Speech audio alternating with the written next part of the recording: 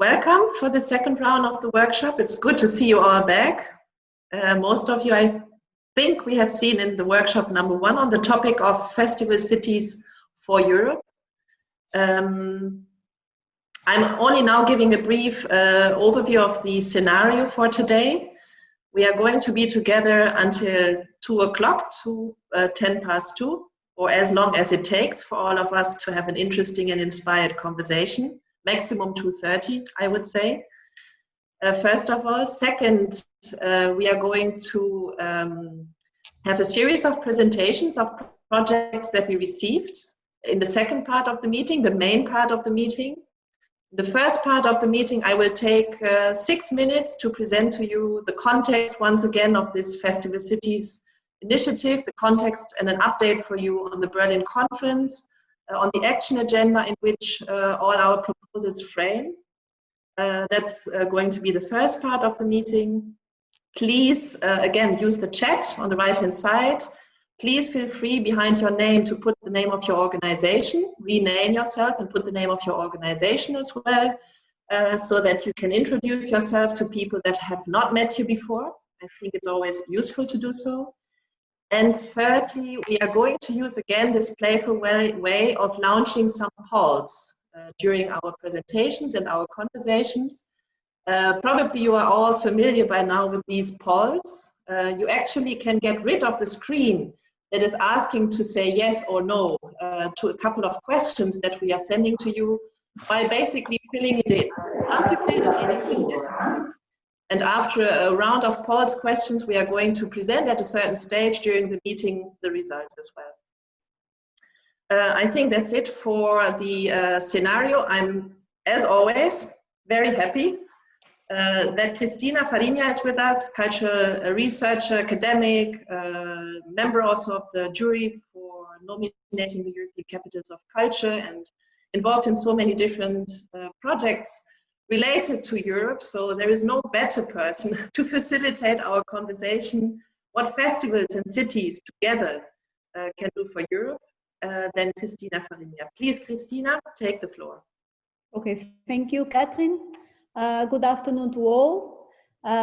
Pleasure to be among festivals and cities again, and also to all, among all those that are interested in these conversations. Thank you for being there. Indeed, during the spring lockdown, and well, I don't know about you, but being based in Portugal, we are under threat of a second autumn lockdown. So hopefully it won't go so far, but well, good luck and good health to us all. But I was saying that during the spring lockdown, we have held several conversations, several sessions together, or several Zooms, as we say nowadays.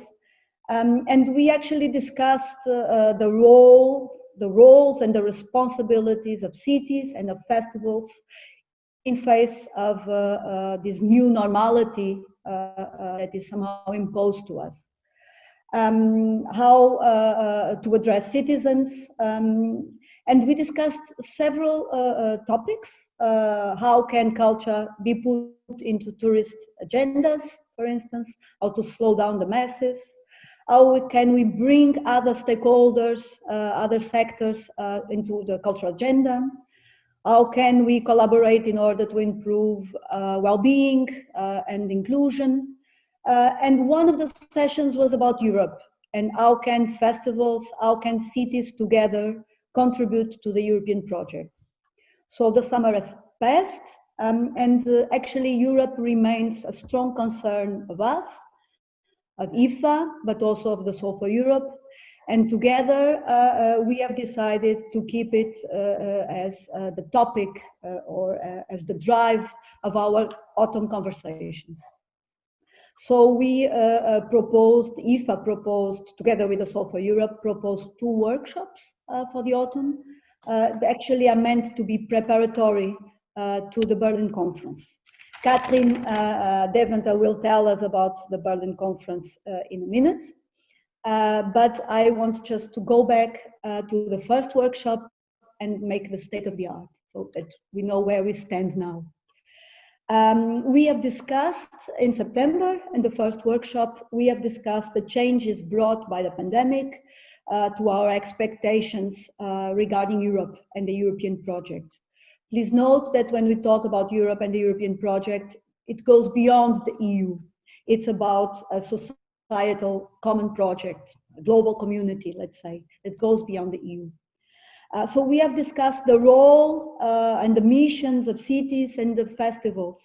What are the challenges? How can we bring and how can we address citizens? How can we bring other stakeholders into this conversation? Some very crucial issues came up in the conversation.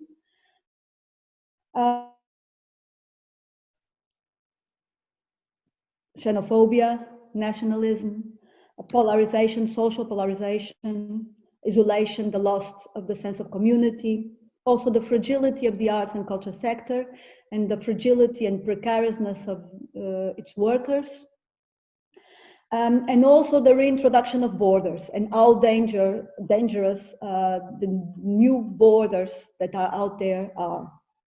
So the pandemic somehow showed us that, well, the virus knows no borders, doesn't request for visas to cross, but somehow the solutions that we found were about building up new walls and new borders. So we felt a bit disappointed in the way that we have answered jointly and collectively to this pandemic, that we have turned inward instead of building up a common solidarity. So we feel very much concerned, we feel very much responsible, but it is moment to act. We realize we should take it in our hands, but we don't know very well how to do it. So that's more or less the point that we stand. And we are trying precisely also today to build up or to discuss potential and possible actions. We somehow realized, and this was also discussed last workshop, that all these buzzwords of participation, bottom-up approaches, sustainability, even innovation, creativity, all these words that we were using in our speeches and discourses, but they were a little bit meaningless, that maybe the pandemic has brought new sense and new meaning to all of them. So we somehow feel that we need to take the process in our hands, because we got disappointed also in the way the nation states have been holding and have been taking in charge of the situation. And we realized as well that new ties have been built between festivals and authorities, even between authorities and citizens, because the new digital means allow this closeness and this easier communication, that the public space became also quite important as a stage for culture, but also as a stage for manifestations and for expressions. But now then Europe, what can we do in order to bring Europe towards our cities and become closer to us? Because Europe has somehow and still is felt distant, a bureaucratic entity that is out there. But actually at the end, Europe is part of us, is intrinsic to all of us, in our languages, in our practices, in our food, in our values. But how can we highlight this? How can we, festivals and cities, work together in order to highlight this and to bring this up? So this is actually the question now. We realize that we have to take a stance. Maybe citizens and cultural organizations can be the new activists, because they are best positioned, they are closer to citizens. So what can we do? This is what it is actually the purpose of our second workshop. Catherine, I will pass you now the floor so that you inspire us and talk about the action agenda in Berlin. Thank you very much, Christina.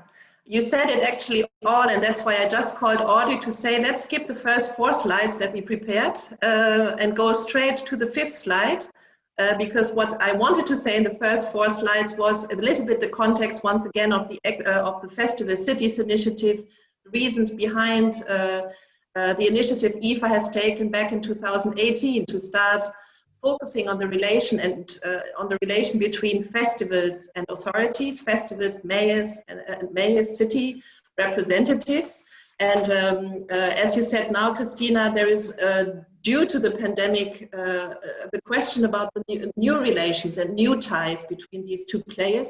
And I think that's where we dig in immediately now.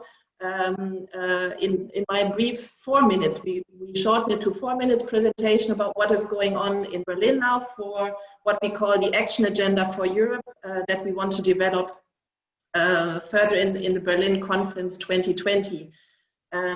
With the contribution of you and the proposals that you made, our ambition is, and our framework we work in these two workshops is the Berlin Conference 2020. You see here already a first pulse coming in, because one of the main questions for us as organizers of the Berlin Conference, of course, is: are you able to participate physically at this stage? Are you able to participate online? And the third question refers to our target groups with this Berlin Conference. Are you interested in suggesting your MEPs, members of European Parliament and of the European and your mayors to participate in the Berlin Conference? Because those are the people that we try in Berlin on the 8th and 9th of November to bring together. So the Berlin Conference at this stage is still happening physically.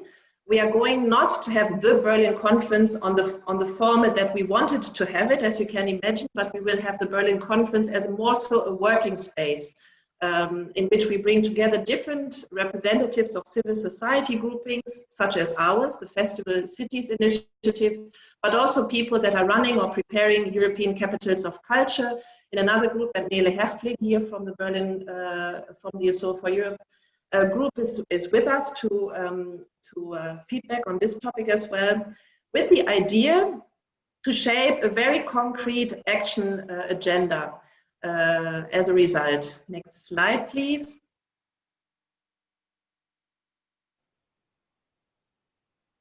Thank you very much. So our contribution, as I said before, is that we are going to assume all together in this group that we all together have a responsibility to take for Europe. Europe, of course, not as an end in itself, but Europe as a task, as an entity that takes responsibility in the questions that concern us worldwide. And we are also assuming that we have a certain power as festivals and as cities, reaching out to a lot of citizens in our local frameworks to I have to close the polls that are popping up on my screen. I don't know what happens on your screens, that we have the possibilities to reach out to many, many citizens on those questions that are related to our responsibilities, possibilities to participate in this European project. Next slide, please. In that context, the action agenda, as I said before, tries to formulate very concrete formats and mechanisms of ideas between cities and festivals to implement a work agenda together. And this based on the idea that Europe is, as Christina said, is a project that maybe should be more based on the participation of people, or should be more based on rights of people to access arts and culture. I'm referring here to the Rome Charter, and we will put the link here in the chat later on, which just had a big conference launched by the City of Rome. That was one of the contributors of our first conversations on this rights-based approach of people to access arts and culture. And 40 major cities across the world have signed up to this Rome Charter. It is about citizens' participation and the role that arts and culture can play, also together with political representatives, to shape policies that allow exactly this kind of participation. On the backdrop, of course, of bigger topics that are related to the Sustainable Development Goals, that are related to what in Europe is called the process Ursula von der Leyen has launched, the debate on Europe, that are, of course, also related to the two main topics that the Commission put forward, which is linked to climate change and the digital agenda. What we think with all our projects that we are asking for and that we called for in our workshop is that we somehow ambition, of course, to change an attitude or behavior of people on the long term. People meaning can be us ourselves, festival makers, but it can also mean those that we talk to, which are the cities representatives and political representatives on the national, on the European or global level. And in order to do so on a long term, I think it's important to give this perspective, to give examples, and to think ourselves how festivals and cities can be used and can be invested to give not replies, but to be part of formulating replies to the challenges that the world is facing, from the very individual level of all our daily lives to environmental questions and sustainability. And that was then our call that we are launching, to have very concrete examples and fields of actions, contents on what you would think of we should work on together. As well as the needs, I think that we also formulated mainly in the first round of our workshops that we feel and that we have to come back to towards your cities, towards the representations and institutions on the European level, but also, and again, to ourselves. The next slide, please. It's already the last two slides now. What we would like to consider or to suggest to you is, as IFA, of course, as European Festivals Association, that there are already, by the very fact that we are meeting here together and that you are participating in such a meeting to discuss this topic on your role and possibilities to activate citizens for the European cause, is an expression of your commitment. But there is other offers that we can deliver and that we can give to you. One is to contribute to the action agenda process itself and participate in the Berlin conference. The second or the third on this slide is to express your commitment through signing up on these initiatives that IFA has launched in the past years. And I think many of you have done so, which is to sign up on our portal festivalfinder.eu and celebrate together with now around 2,400 festivals Europe's diversity of arts and cultural contributions to our local realities, and also to apply for this European label that we call EFE, Europe for Festivals, Festivals for Europe, and invite also other festivals in your contexts to be part of this project as an expression and as a commitment of your festivals towards Europe. And of course, as we said before in the polls, feel also encouraged to owe and embrace this process that we invited you to as your own process. It's your mayors that maybe should be also participating in the Berlin conference. It's your colleague festivals you would want to include in this conversation on Europe that we should address with our invitation. And then the last slide is a very concrete idea example that together with the Soul for Europe, IFA will work out in the next couple of weeks, which is to really propose to you a very concrete presence of let's say, the European dimension in your festival, and think about a format that we could offer as an initiative to be present 4 or 5 days or 3-4 days in your festivals. Bring in a series of stakeholders that we represent with IFA and the Soul for Europe, which could be members of the European Parliament, members of the European institutions, other mayors that are part of this festival's initiative, people with a knowledgeable content they could bring to your cities and come together in your festival to understand and discuss with your local communities, including audiences on the one hand and stakeholders from different parts of society on the other hand, to discuss in 3-4 days the topic of Europe in the framework of your festival. And we will come back to you on these projects, and if you are interested in these projects, it could be one of the first, let's say, joint initiatives that this group, based on the conversations that we have, could develop in the next couple of months together. And now I give back the floor, Christina, to you, because I'm curious to hear and to listen to all the different examples and proposals that festival representatives and cities have prepared for today's workshop. Thank you, Catherine. Thank you. Thank you also for your proposals. So today we discuss and we exchange concrete proposals. We have been asking for your ideas already since the summer, and actually IFA has received 12 proposals, which we thank very much. From these 12, 8 of them are available today live to be presented to you. The idea is, first of all, to inspire you so that you can maybe come up with other new ideas.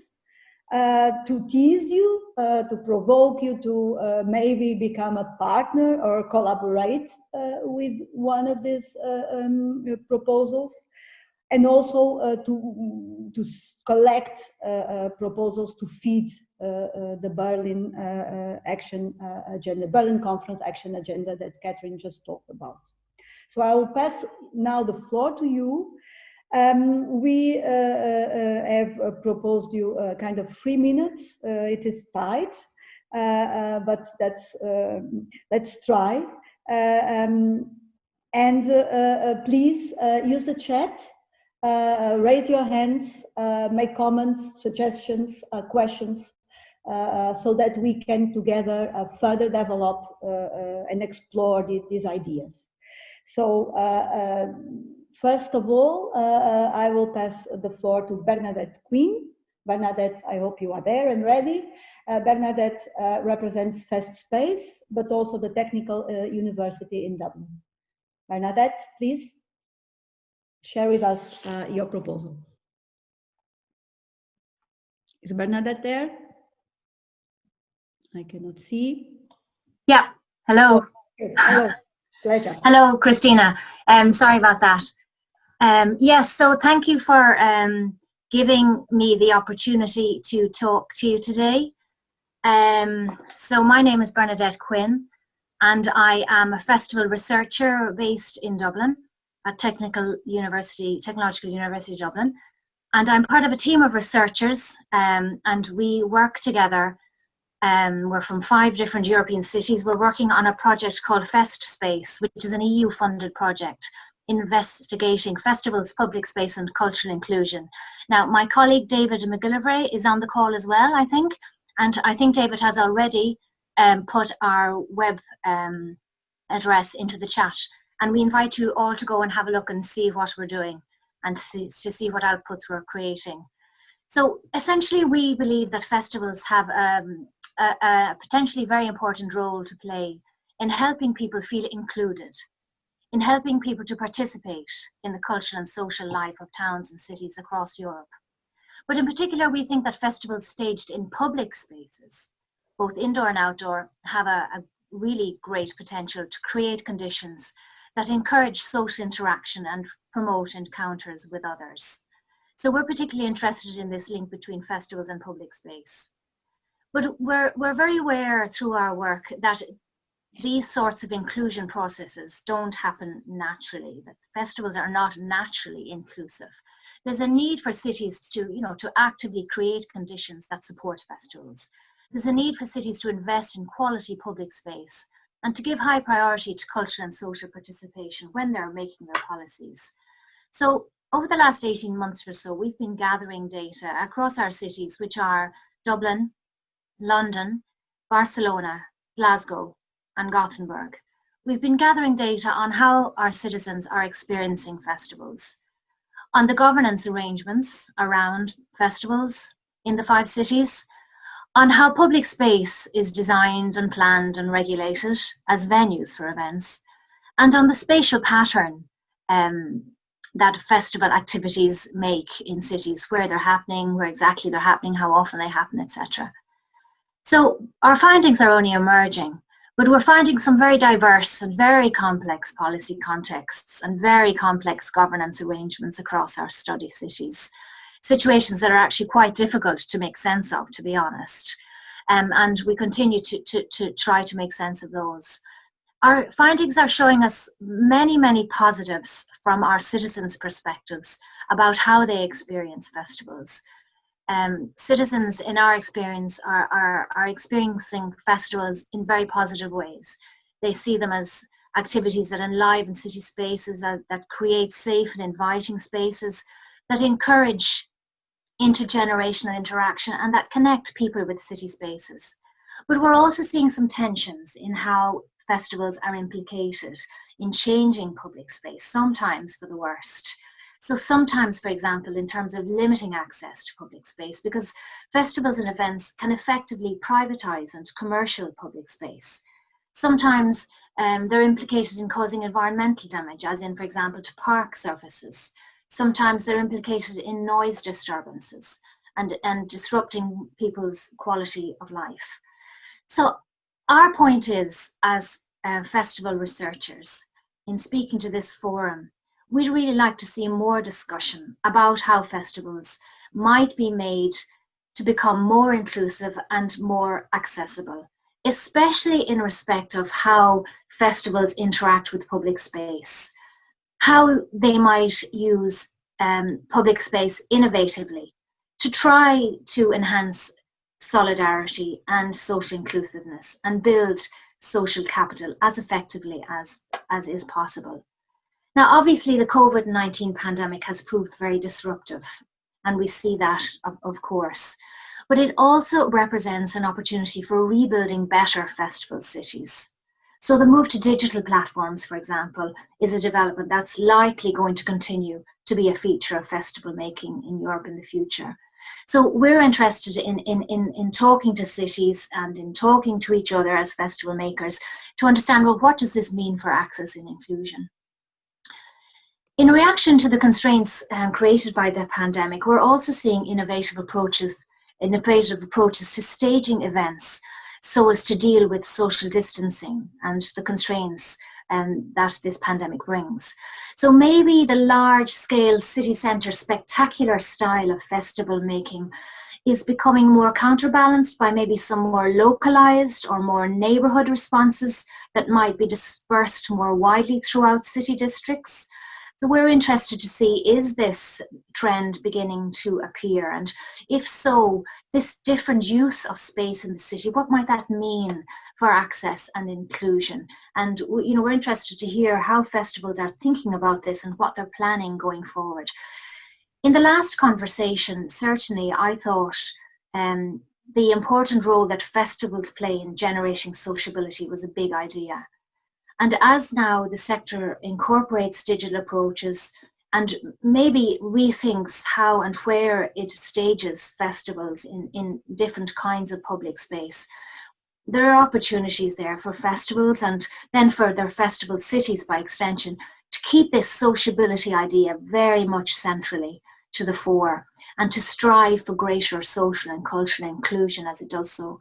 So going forward, the FestSpace team of researchers are very happy to participate in this conversation, to participate in the Berlin conference, to talk to colleagues, to link up with other festival makers, city authorities, and colleagues in other cities to try and move this agenda forward.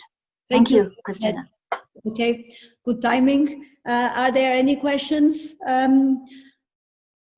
suggestions? Any hands raised? I will take just advantage for the last minute, Bernadette, to ask you, what is the added value that you see in working together in this network of cities across Europe? How can this network also help to bring out the European dimension? Well, we're 5 cities at the moment, and it is so valuable for us to work together. Because I think cities approach festivals very differently, and we're beginning to realise that as we study our 5 cities. And I suppose it makes a great deal of sense for us to try and understand how cities approach festivals, to try and look for best practice, to try and look for good ideas, to try and look for the best innovative ways of doing things, and to share that. Simply to bring knowledge together, share and learn from each other. And the more cities and the more stakeholders that we can involve in this, the better, I think. Okay, so it's really a pool of resources in order to learn from each other. Yeah. And to bring also attention in a more visible way. That's right, yeah. Very good, thank you, Bernadette. Let's move on. Jurjen Koyman, Cultural Scapes. Hope you are there. And you may take the floor. If you hear me. Are you there, Jurjen? Let me try to find you among the participants. No, I don't see Jurjen. No, let's move to the next. Yes, let's please go to Jovanka Jankovic from the Belgrade Fortress and ArtsLink Belgrade. Are you there? Are you able to take the floor now, Jovanka? Jovanka was there, but she's also in a rehearsal of her orchestra, and there she is connecting now. She's in a rehearsal in Tirana of a fantastic project in the Western Balkan countries of young artists. Jovanka, the floor is yours. Thank you. You have to unmute yourself.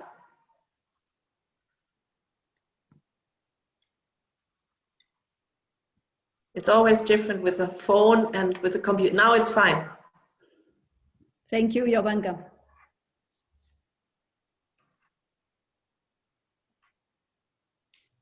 We can't hear you.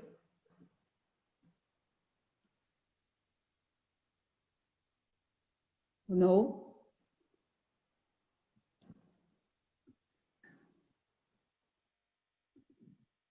Yes, she's there. We cannot hear you. I can see her now. Should we? Maybe we move to the next until the audio. Jovanka, we can't hear you, although you are unmuted. We will check the technicalities and maybe move to the next first. Yes, the next is Nicolas. Nicola, I have seen you. I hope you yes. are able. Yeah, perfect. Here yes. I am. Nice to see you and to hear you. Bonjour. So I'm here for Clermont 2028. Clermont-Ferrand is a city that is a candidate to become the European Capital of Culture 2028. So it's not only the city that is candidating, but the whole metropolis, in relation also with the other territories from the Massif Central, which is a wide mountain territory in the center of France. I will talk to you as a consultant for the candidature. Maybe a few words about Clermont-Ferrand, because it's not a small city, it's more a medium average size city, which was made by farmers and workers. And that situation built a specific flavor of the city and a specific culture of the city. And also what is important to know is that Clermont is surrounded by volcanoes, and they are not active, of course, but they are sleeping volcanoes. What I would like to tell you is also that the city of Clermont-Ferrand is very famous for one important festival, which is a short film festival, which exists for I think like 20, 30 years, and it's one of the most important in Europe and I think in the world for short film festivals. And there are a lot of other festivals. There are some big ones in music, but there are also a lot of very small festivals. And the situation is that sometimes for a territory like Clermont-Ferrand, the big festivals, they are like the tree hiding the forest. So our challenge in the frame of the candidature to become a European Capital of Culture is also to find some ways of revealing the diversity of the cultural sector in Clermont-Ferrand. The diversity goes from, of course, our institutions, theater, opera, etc., orchestra, museums, but also independent visual artists, for example. And in Clermont, there are also 1/3 of the population are students. So there is really a vivid culture for young people in Clermont. So how do we do that? To take this opportunity of the ECOC candidature, we decided to organize some workshops with the whole sector, the whole cultural sector, which is quite unusual for cities, because if I can say so, most of the people that you know when you are in a municipality are the people that are receiving support, public support. So it has been important for us to also associate and mix and create new relations between all the cultural actors from Clermont and around. And because we also believe that it is particularly important to think about the future policies of the city, to have a better knowledge and awareness of the wealth and the richness of the cultural sector. And also, it's also especially relevant in the present situation, the COVID crisis, because there are so many challenges for the cultural sector, which are not only at the economic level, but which are also in terms of an audience, of audience member, of the participation of people. Also, the public space is of course very challenged at the moment. And it is also very necessary for us to have a better awareness of our strong specificities, because we believe it will help us creating new connection, new conversations at international level. Nicola, how do you bring the European flag into the conversation? When you gather people to discuss their city, their region, and their issues, how do you remind them of Europe, and you bring also a wider dimension towards this issue? Of course. It's a two levels approach. First, the local actors, many of them already have connections. They are, for example, there is a young theater director that has been working in Romania, but I mean, people should tell about it. So you should share your own international experience. And the other approach is to organize some conversation in, of course, like this, in Zoom at the moment, but if possible, in presence, through organizing travels abroad in the framework of European networks, but also to invite some colleagues and friends to visit our city and to meet the people living here. Okay, Nicola, thank you very much.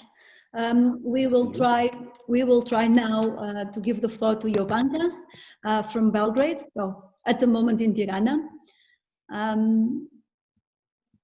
Can you hear us, Jovanka? No. No, Christina, she just dropped me a message. There is a problem with the audio of her phone, so it will be for next time. And in the meantime, we can also online share information from her in the follow-up of the meeting. Okay, very good. So we move on to Paola Saziana. Is that it, Saziana? I'm sorry if I'm not pronouncing it correct. Paola, she's representing the Serialia network, or Serialia Festival Network. Please, Paola. Do you hear me? Please? Do you hear me? Yes, yes, we can hear you. Okay, so I thank you all of you for inviting me to speak to this meeting. I was enjoying the other meeting also since the beginning of this program, and I sent a presentation a short presentation of few slides, there are 3 slides of the project that the idea we are work together with some institution in Italy. I don't know if you are able to show, because I don't know if I can do by myself. Yes, it will be shown. Okay. Okay, so just to give few words about Cerealia. Cerealia is a festival which started in 2011 and is an interdisciplinary and transdisciplinary festival which involve performing arts, but also the cultural institution and also scientific organization. And since the beginning, there is a focus on different topics, among them also environment. Of course, we have a specific focus also, and stay on the first one slide, if possible. First. And then it's also a festival with a specific attention to the sustainability and climate change issue.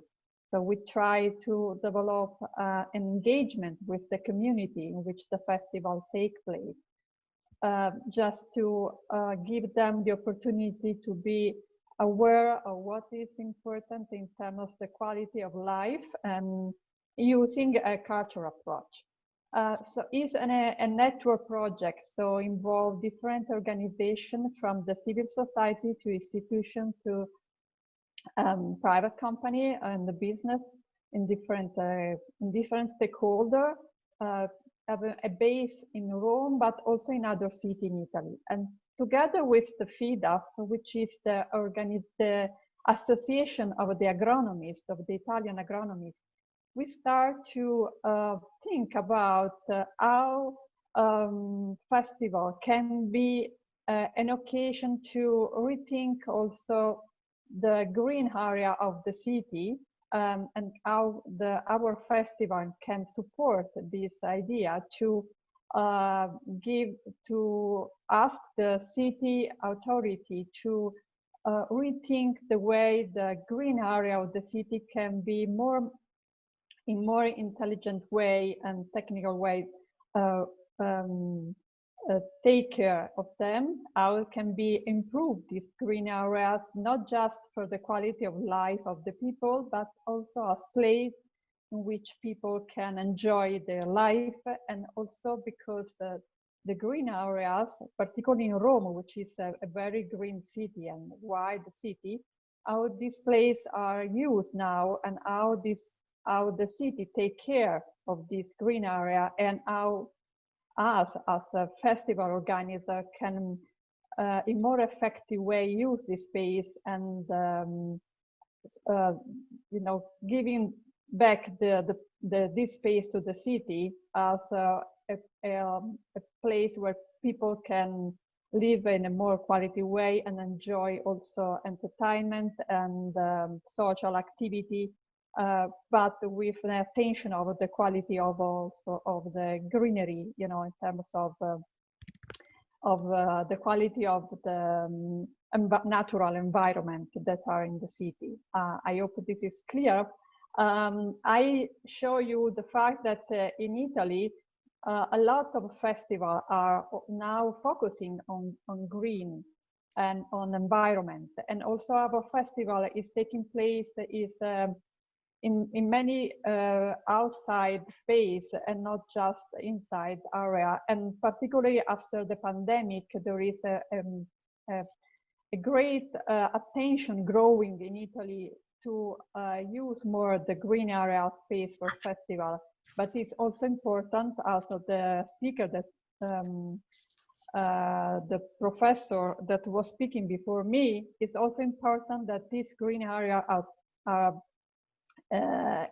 outtake in the way that environment is how they say in English, that the plants, the trees, and the natural environment is not affected in a negative way by the activity they are organized inside. In the park or along the street in the city. So that's why we try to make a joint venture, a network together with the organization who are more scientific organizations that who have a competence regarding the green activity, because then we can work together with them to focalize this an idea of management of this activity and try to best live to give a support to the city to organize activity in outdoor space. I hope it was clear, my presentation. Thank you. Okay. Yeah, thank you, Paola. Thank you so much. It was clear indeed. Okay. And the greening our cities is actually at the moment a main concern of us all. Please don't be shy and ask questions and also comments. I'm also ready to pass the floor to one of you. But I would ask you then, Paola, what would you need in terms of resources, in terms of contacts, in order to enlarge this process towards other European cities, for instance, and to bring in other European partners, so that enlarge the movement? Okay, so we proposed this idea already to our government, main ministry in Italy, but I think that can be useful to share experience with other cities who are like Rome or other, like Rome, who have who had already experience of activity planned in green areas, because this can be an important, to have a movement going around, and to also learn how from the other experience, how they manage also the issue about to take care of the green area, and how to bring people in this place. What was the feeling of people who go in this place? So, for instance, the research that Bernadette is taking in this city, I think, can be very useful for us also. Okay. Thank you, Paola. Okay. Thank you. We'll move on, because this is supposed to be also a pitch of several proposals. So now it is Petra Terzi.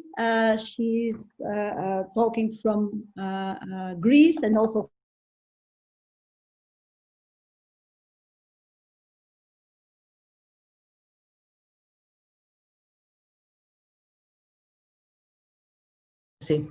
I would like to give you more information about our project, Inspire TV Platform. I represent the non-profit cultural company Synart, based in Agioi Theodori, Corinthia, Greece. Synart promotes artists and has organized high-caliber international events and festivals, collaborating always with the local authorities since 2001. The goal of the cultural company Synart is artistic and cultural, and in no way for profit. During the lockdown, we deeply examined the future of our festivals and the operation of the physical venues and events. As scientists feel responsible to find the vaccine to cure the population, we, artists, entertainers, producers, and event managers, feel that it is our responsibility to find new ways and solutions to present arts and entertainment in this pandemic world. So the world now understands that the artistic community also matters. COVID-19 has unexpectedly changed our lives, and the impossibility of being physically present at performances has made it all the more evident how essential culture, the arts, entertainment, and the cinema are for all of our lives. This is therefore providing to be the right time for the launch of the Inspire TV platform. We think that this is the world's first free to submit and most extensive digital resource library, featuring artists and videos from diverse and powerful contemporary genres, created to bolster the portfolio of independent artists worldwide. This is a project we have been passionate about and working on for the last couple of years. We're in fact trying to promote gender equality, human rights, diversity, and awareness of climate change in Europe and the world. The platform was conceived to host the online activities of the Cyprus International Film Festival and the Bridges International Film Festival in Greece. Both festivals are holders of the FL label, Europe's quality stamp, and to provide young talents with a significant opportunity for visibility. We also realized that there was a huge gap in networking of independent filmmakers and artists in traditional festivals, as well as role models for women filmmakers and artists in funding. To deal with COVID, we need the right minds at the table. We want to inspire film talent to go into professional careers. So we need everybody, women and men, at the table to solve these issues. We have a tremendous opportunity to capitalize on this Inspire TV platform and tell the stories on television, Vimeo, YouTube, social media, museum walls and cinemas, as well as provide content to teachers and parents who desperately need inspiring stories right now. A competitive advantage at the Inspire TV platform is that we are not afraid to share our expertise. An example of this is the Inspire TV Live Talks online show with international entertainment industry experts sharing their wisdom and experience. Our mottos are every ending is a new beginning. And if we are doing great, others will copy us. So we need to make sure that the opportunities for independent filmmakers and artists are in front of them so they can tell their stories properly and the dreams for new films and artworks can be realized. Inspire TV faces the challenge of social distancing in arts by bringing us closer. We offer promotion, networking, and distribution for independent artists by virtually organizing festivals, conferences, and VOD worldwide. We create a big screen for humanity, a welcoming home to support independent artists, and a place where cultures can meet for a selective and demanding audience. In 2020, we established the Inspire Art Fund, knowing that art for art's sakes, but also we still want to promote inspiring works. And 10% of the platform's net proceeds will be allocated to new creative artists in all genres. To conclude, our entire goal is to make filmmaking and artworks relevant to people, supporting and profitable for the independent artists at the same time. Now, with the pandemic, virtual content is a crucial resource for reaching this objective. As our world in the midst of a very unusual and fluid back to cinema and theater season, featuring both remote and live viewing, the Inspire TV platform can be an engaging staple for viewers and artists internationally. The official launch of the Inspire TV platform is scheduled for November 15, 2020, with the launch of the 15th edition of the Cyprus International Film Festival. So we strongly believe that our project should be supported by the Festival Cities for Europe and be adapted in the Berlin conference on 8th and 9th November as a holistic networking model for the new culture of common responsibilities. I can share with you, if I have a couple of minutes. Yes. I think it is better to stop now, I guess. Maybe at the end we can go back. Yeah. But I think. Okay, thank you very much. But nevertheless, I would like to ask you if you see any role, for instance, for cities in terms of supporting your project, or of any other potential partners that actually might be here in the room today. Absolutely. Yes, we are looking for the best projects from Europe, from cities, for festivals to apply. We are welcome all this project to promote in the platform Inspire TV for free, but we need some support funding in order to complete technical-wise the platform. Okay, thank you. I see Urian. I tried to be in touch with you. Would you be ready to take the floor now, Urian, or you prefer later? Urian Koyman from Culturalscapes. Yeah, sorry that I was late. No, thank you. Thank you for being there. I didn't hear the first 40 minutes of the discussion. So the very concrete proposals, I could hear the last two contributions. I'm not that concrete, but I can maybe raise the issue where I am thinking of, and maybe that can be something we can discuss towards getting to the Berlin conference. My first question is, it's a bit obvious, but the we question, and we had last time also, what is the new we, and who is talking, and we ended up also with the part that programmers of festivals in cities, they might not be able to program international artists anytime soon on the scale as it was used to. So there will be a new local approach. And I give you an example of my own festival, Culturescapes, and the way of thinking we have now.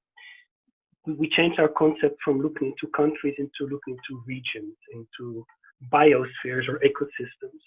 And the next edition will be in next year in autumn about Amazonia. They want to continue in 2023 with Sahara, and then 25 Himalaya, and then 27 oceans. Very ambitious, beautiful plan to go around the globe, but it sort of counter walks to what's happening at the moment.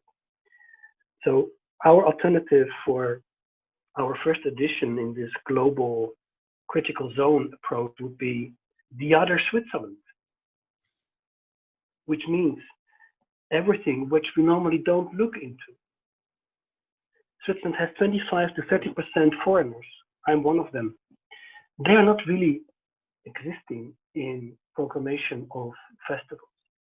They come from all over the world, as in any other cities as well. So we often look into very mainstream international artists and big topics. And I'm not sure if COVID allows us actually to see more clear the undercurrents of our societies. And COVID-19 shows us that we live in a very unequal world, very obviously. And this will be the next issue we have to deal with to get more equality. And it also shows us that the issue after that will be the climate change. COVID maybe makes us clear what we are facing. And there is a huge difference in our living together, and that is the world we live in is so different than the world we live from. We are privileged to the extent that the world we live in looks maybe next to a lot of cracks, which are there too, as is being said, and which is clear, but it's so different than the world we live from, the world we use to keep the life of the world we live in so privileged. And this becomes more and more visible. My proposal for the Berlin conference would be to look into the losing parts of our society, of our Europe in the wider sense, and very carefully crossing borders and very carefully look into the border regions. Let it be the inner border regions, or let it be the border regions to non-EU countries, Mediterranean Sea, towards Belarus, or to Ukraine, or to Russia, or to Turkey, and see what actually is happening when we step out of this fortress Europe. But I'm not saying that the inequality is big between this Europe and outside Europe. The cracks and the breaking lines are also inside this Europe, because there are a lot of parts and cities who are profiting from globalization, and there is a lot of regions losing from it. And the European cultural, the Capital of Culture program, which has been mentioned so often as a good example, I would like to see that we look into problematic areas and come up with an idea how to listen to those areas, and maybe to have a program idea to submit to the European Commission to do groundwork, so that we can actually heal a bit of this world we live in the sense, and the world we live from, and that we can maybe work on closing the gaps a bit towards the social fabric, but also into the economical and the chances which people have. It's not very concrete, I'm sorry, but this topic I would like to continue thinking of. Thank you. No, thank you, Thurston. But anyway, I see a kind of an appeal when you compare to the European capitals of culture to face, let's say, the issues that are less comfortable or less attractive or less appealing, and be able to work on them. And also, I think you refer an important point, that is, you were referring about Switzerland, but I think this is quite common in many other European countries. That is the inner cultural diversity that is already there, actually. So we actually can be mobile, let's say, even within our own city. That we face we'll find diversity as well immediately. So in order. What can we do in order to bring this out and to share, actually, or to show this diversity that is there inside of our own city, but it's also common to many other cities across Europe. Okay, thank you very much anyway for the idea. I think there's a space to explore, and I hope that there's others also interested. And may help to build this up. It is now time to move on and to Thurston Schlenger. You will talk to us from Berlin, Neukölln, isn't it? Thurston, can you hear me? I can't hear you or see you, but you were there before, but I think you are not there anymore. Am I right? No. I don't see Thorsten, although he was there a minute ago, so he might reconnect. Let's maybe move to the next and see if he's coming back. I let you know, Christina. Isn't it Svetlana that would like to take the floor now? Or Gjord Mojsic? Baby. Yes, hello, do you hear me? Yes. Just a second, hello. Hello to everyone. I'm very glad to be a part of this interesting meeting today, workshop. I like the ideas before my presentation. I will try to very shortly present who we are and what we are working at the moment during the COVID time, and what are our tryings in the near future. So we are a non-government organization coming from Novi Sad from Serbia, and in 2021 we will be the capital city of the culture in Europe. So there are many interesting things going. We hope that it will going on because of the situation. However, we by ourselves are organizers for 20 years. We are organizing the Festival of Optimism. It is a festival which is targeting families, so children with the parents. We made that in the May. Because then there is an International Day of Families, so it's our target. It's usually we have for 2 days, for 1 weekend, we have up to 50,000 kids and parents who are visiting us. And during this festival, we are our mission is to teach children values of the family, sustainability, nature, connecting between and connecting with the nature. And during this year, unfortunately, we had to take a smaller amount of the event because of the situation. And in the meantime, we developed new format of the organization. The concept is called, we call it a smart bookstore, and it's the way where we are trying to make interactive environment where as a successful platform for the city development, where from the bottom to up citizens could take a part in developing the city.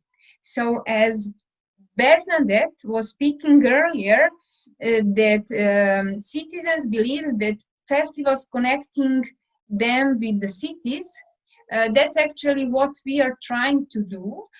And through the different activities, with a wide range of activities, we are trying to explore how people can take a part in developing different themes, sustainability, eco part in the city, how mothers with small kids can have a better assembling, and we are actually trying to make that as a carrier of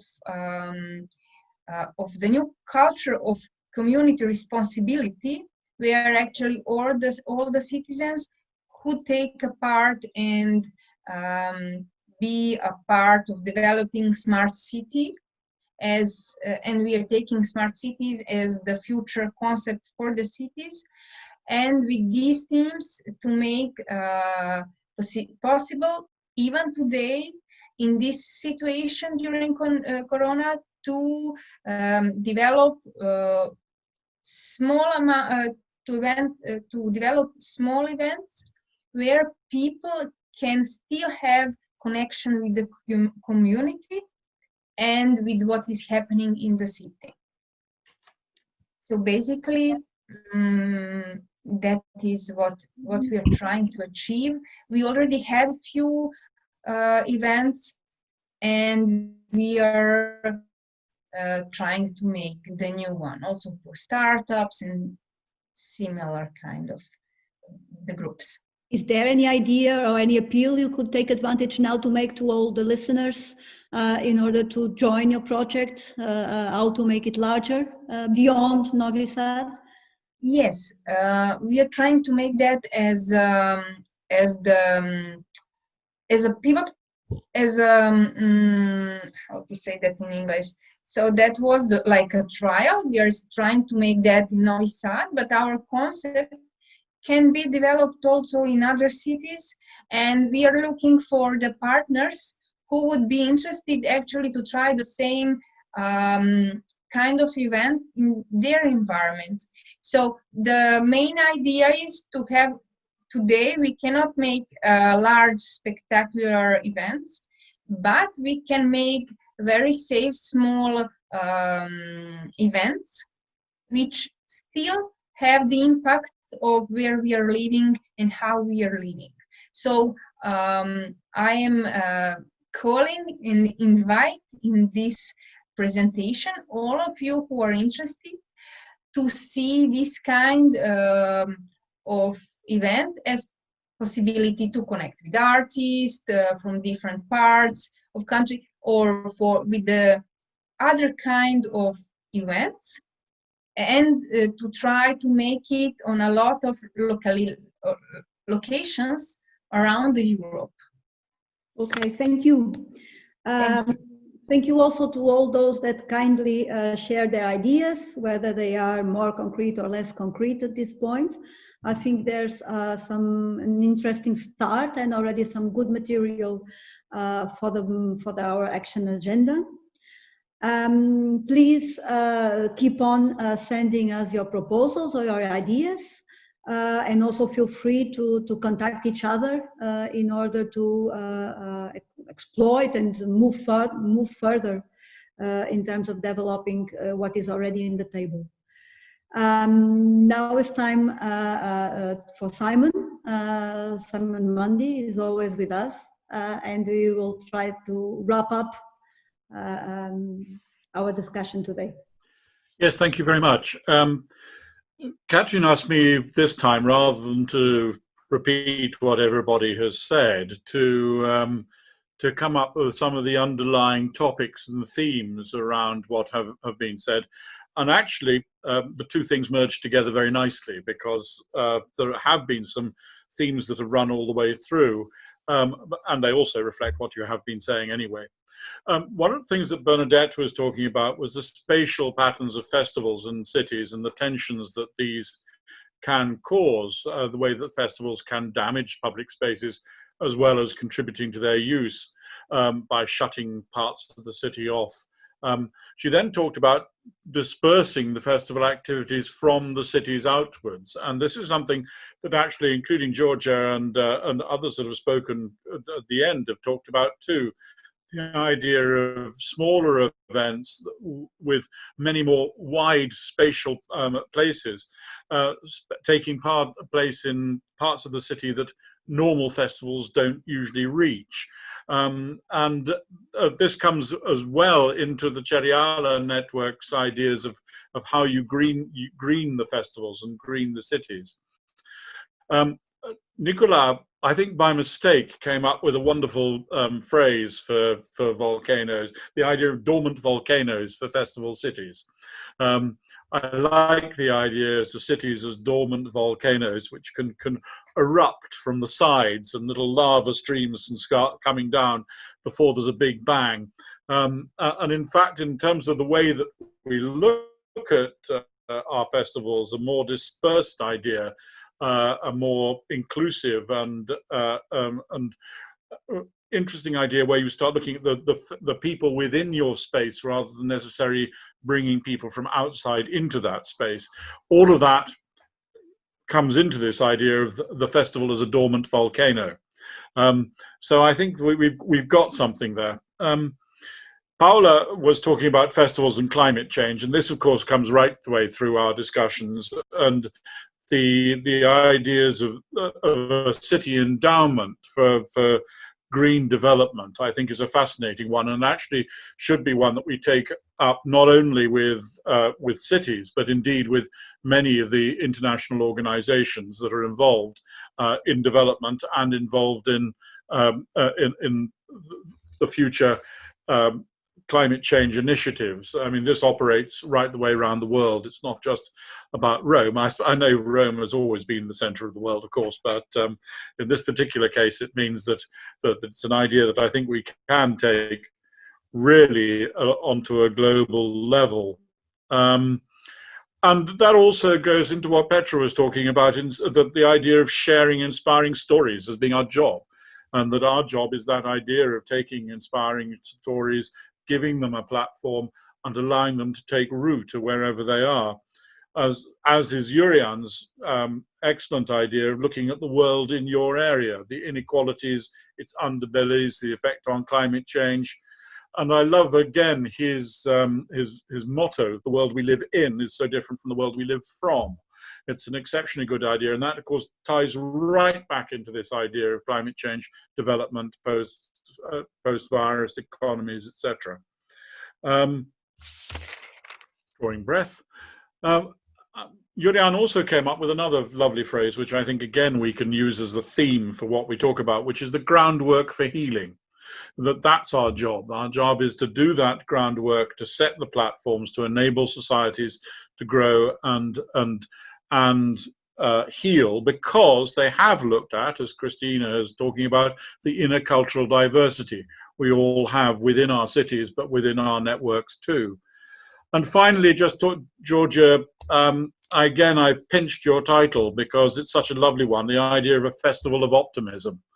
I think that is something that we can honestly say that when we're all of us trying to do is to create a climate of optimism which will enable us not only to recover from this year, but also to move into a more culturally conscious and climate conscious future, and a politics that's not about the intricacies of national territorialism, but is indeed about an optimism of people and their interactions. So those, I think, are the themes that have come through in broad terms, but they actually, as I say, they interlink very effectively. So let's see if we can build that lot into an action agenda which can take root in the political sphere.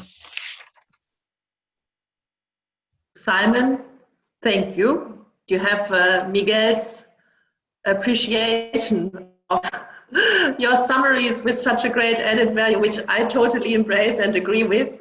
And a great added value from Christina to have you with us to guide us through these sessions. Thanks to you. It's fascinating to listen to all of you, to this parcours from ideas and topics and individual proposals that keep you awake locally in your cities, with your festivals, as festival makers, to come to that dimension that we call Europe, and to come to this idea of the Berlin Action Agenda for Europe. It's not a discrepancy, but it's always this kind of bow that we are trying on this topic of Europe, and Europe as a space in a globalizing world to make as a challenge that we are facing. But as you said, Simon and Christina, there is a lot of material I think that we should and we will use for the Berlin Conference Action Agenda to develop further in November. And you have here the link, if Audrey now could once again post it in the chat, you have a link to a Google document. And in this link, it takes you really just 1 minute.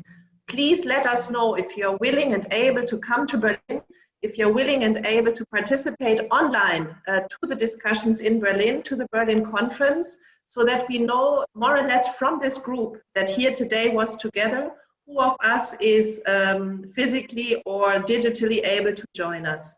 There it is, the link, once again from Audrey, please take it. And as a very last word, I would ask Nele Hertling, who is the spokesperson of A Soul for Europe and the founder of the Berlin Conference and the initiative A Soul for Europe, to take the floor. And Nele, let us know what you think in terms of material and in terms of work process as well, we need to do, or we can take from this discussion today to Berlin on the 8th and 9th of November. Nele, please take the floor. Okay, thank you, Katrin. Can you hear me? Perfect. I would just like to underline again the possibility of something we call at the moment the Berlin Conference. However, we will be able to do it physically or digitally, whatever. But there is a big chance in that meeting, as we did it for many years, again and again. It's a combination of festival people, of citizens, of local people from everywhere to be together with politicians.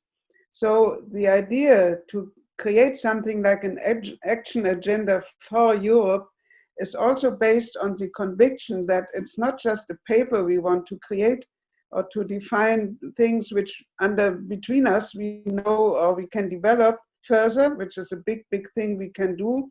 And I heard a lot of interesting and very positive possibilities, but there is this possibility and the need to bring all these ideas into the political area to be able to be active, finally, an action agenda. So I would also ask you all again, think about this chance and try to define the needs you have from politics, from local, from regional, from European politics. What could help you with all your ideas, and what could we do to really convince our political partners that they have to be active together with us? I think that is the next point for not just having a workshop between us, but having a workshop with political people, again, physically or digitally, but in any case, there will be mayors, there will be MEPs, there will be people from the Commission, and this is the big chance we have just for that 1 or 2 days in November. So take it seriously as a chance. This is more or less what I wanted to say. Thank you, and thank you for all the marvelous ideas. Thank you very much, Nele, for these closing words, and thanks to all of you.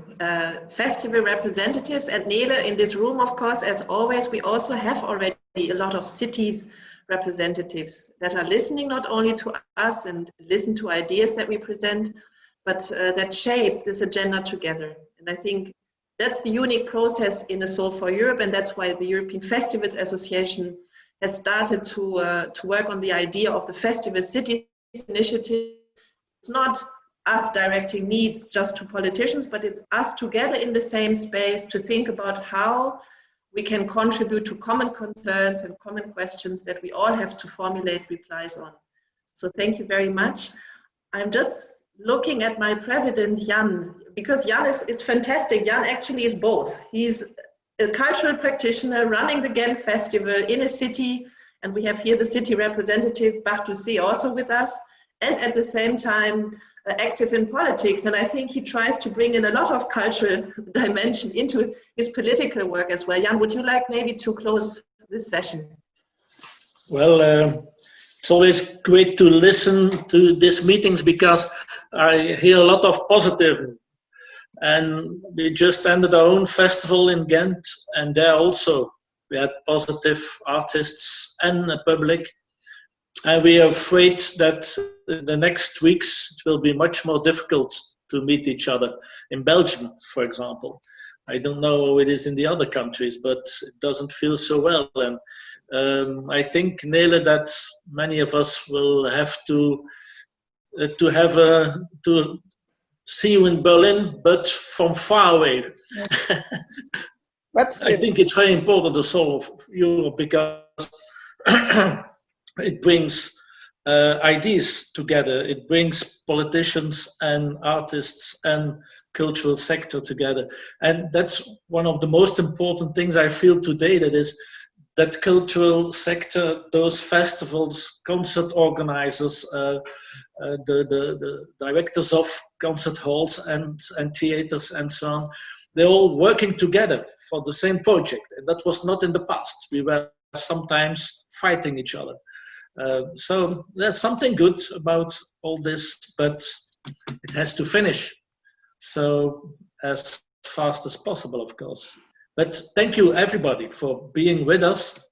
Thank you for the representatives of the cities, because in Belgium we have a very good feeling in that relationship today.